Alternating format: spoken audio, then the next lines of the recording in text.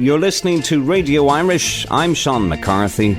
And this is Bob Gallico. And if this is your first time tuning our way, welcome to the only Irish radio station in New York. There was a story in Sunday's Boston Globe that intrigued me about a two-car head-on collision. Not a serious one, nobody hurt, cars weren't going fast. What made the story special and worth headlining in the City and Region section of the paper was the celebrity aspect.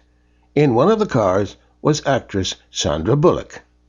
The story by a Globe staffer reads, Gloucester. Movie star Sandra Bullock and her husband were hit in a head-on collision by an alleged drunk driver Friday night, according to police in this seaside fishing community.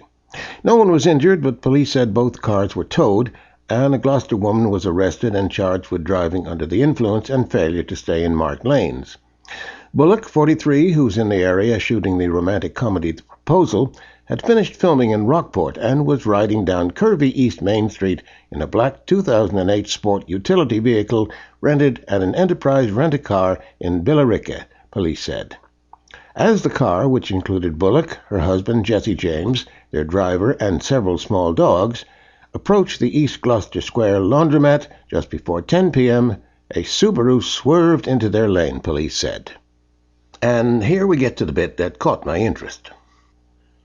Bullock's car was going about 15 to 20 miles per hour and tried to move out of the way, but the Subaru crashed into them, startling patrons dining nearby at Duckworth's Bistro, which serves raw oysters, New York strip steaks, and $80 bottles of wine. Ken Duckworth, the restaurant's owner and chef, sprinted out to find Bullock consoling the driver in the Subaru. He obviously also found the Globe reporter. And then, well, maybe...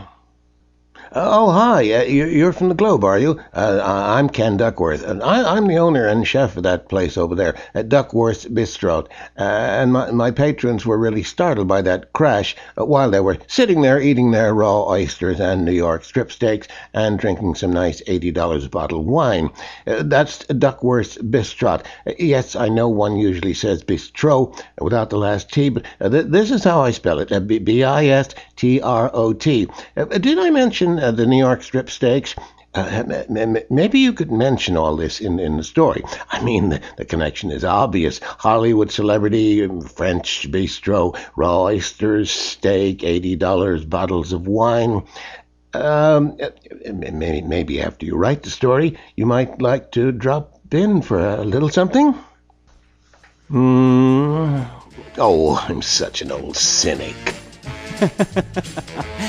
What's it called? It's called Radio Irish. RadioIrish.com, I hear. All right. And what do you have to do? You just log on, do you? Yeah, you just log on. It's so easy. Even a mechanic could do it. Radio Irish. Radio Irish. RadioIrish.com. Live from New York City with Ireland's favourite radio presenters, Bob Gallico and Sean McCarthy. Everybody's listening in the tri-state area. It's inventive, informative, ingenious, broadcasting 24/7 to the Irish community. This is Radio Irish. RadioIrish.com. RadioIrish.com.